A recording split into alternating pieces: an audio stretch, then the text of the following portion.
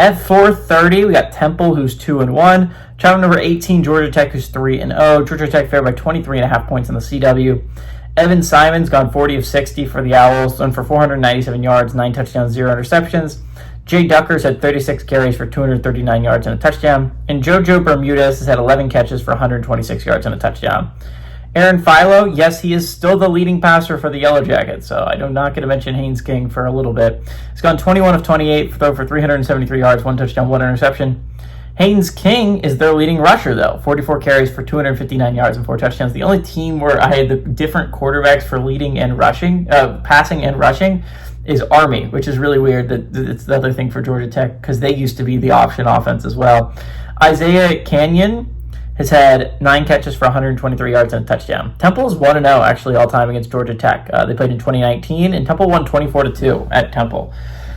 This is different, obviously. They're going on the road to Georgia Tech, and this is just massive game for Temple. Okay, so I said it last week. Again, if they wanted to stay in the college football playoff picture, you got to go 1-1 against your Power 4 opponents. So unfortunately for Temple, they lost the one they had at home. That was against a really good Oklahoma squad. Unfortunately, now they're going on the road to a really good Georgia Tech squad, a Georgia Tech squad that's coming off an absolutely exhilarating win over Clemson that has put Georgia Tech in a very favorable spot to go to the college football playoffs. Again, only one more ranked team left on the entire schedule, and that's a game against Georgia at home, by the way. That was a Georgia team they almost beat last year. Not to mention, it's a very doable ACC schedule. You avoid Miami, you avoid Louisville, you avoid Florida State. I believe you even avoid SMU. If you're Georgia Tech, that's big. If you're the Yellow Jackets, they avoid Cal, who looks like a scary good team in the ACC. The only real threat, I would say, is Duke maybe will get better by the point of the year that Georgia Tech plays them. And NC State is a scary team to, I believe, play in the second half of your schedule if you're the Yellow Jackets.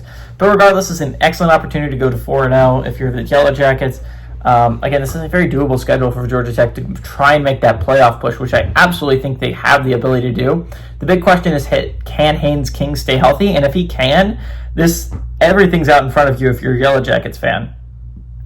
If you're Temple, you need this game desperately if you want to stay in the college football playoff picture. A 2-loss Group of 5 team has never, and I don't know, will ever make the college football playoff, especially if you're 0-2 against your opportunity against Power 4 opponents.